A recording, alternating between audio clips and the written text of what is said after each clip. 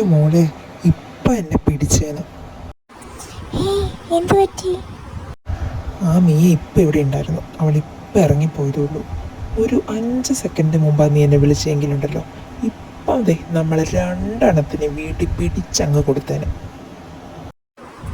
ഓ, അതിനിപ്പോൾ എന്നെ എന്താണേലും വീട്ടിലറിയാം നമ്മുടെ കാര്യം, പിന്നെ എന്താ കുഴപ്പം? ആ, വീട്ടിലറിയുമ്പോൾ അവസ്ഥ ആലോചിച്ചിട്ട് എനിക്ക് ഇപ്പോഴേ ടെൻഷനാണ്. അതിനെന്താ ഇത്ര പേടിക്കാൻ? നമ്മളെന്തായാലും പറയും, നമുക്ക് ബുദ്ധിയുണ്ട്. ആ, എനിക്കുണ്ട്, നിനക്കില്ല.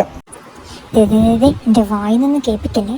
എന്നെ ഒന്ന് ഇവിടെ നിന്ന് കൊണ്ടുപോകണേ, ഞാനിവിടെ കിടന്ന് മടുത്ത്.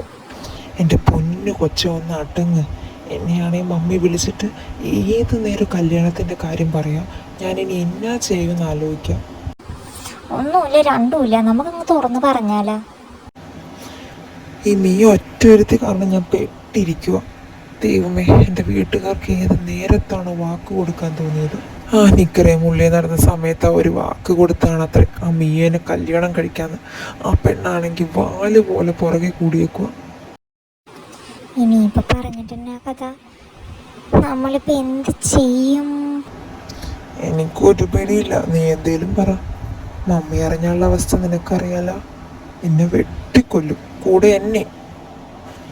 ഒന്ന് നീ ആലോചിച്ച് നോക്കിക്കേ, നമ്മുടെ ഇത്രയും നാളത്തെ കാര്യം മമ്മി അറിഞ്ഞാലുള്ള കഥ.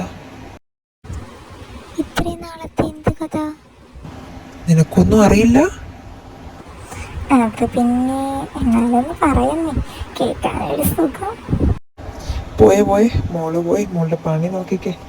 ഞാനിനി ചൊല്ലിക്കൊണ്ടിരിക്കണ കണ്ടിട്ട് മതി ബാക്കിയുള്ളവർ ഓരോന്നും പറഞ്ഞു നടക്കാം. എന്നാ ശരി, ഞാനൊന്ന് ഉറങ്ങട്ടെ. നീ എന്തായാലും റെസ്റ്റ് എടുക്കുക, ഞാൻ എന്തെങ്കിലും ആലോചിച്ചിട്ട് തീരുമാനം പറയാം. ശരി എന്നാ.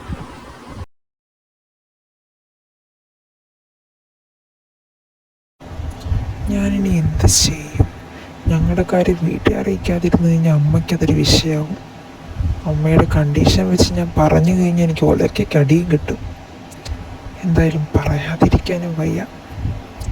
വീട്ടുകാരാണെങ്കിൽ ഒരു വഴിക്കുന്നത്, ഓഫീസിൽ ഇങ്ങനെ എല്ലാം കൊണ്ടും എനിക്ക് എന്താണോ ദൈവമേ ഈ അവസ്ഥ.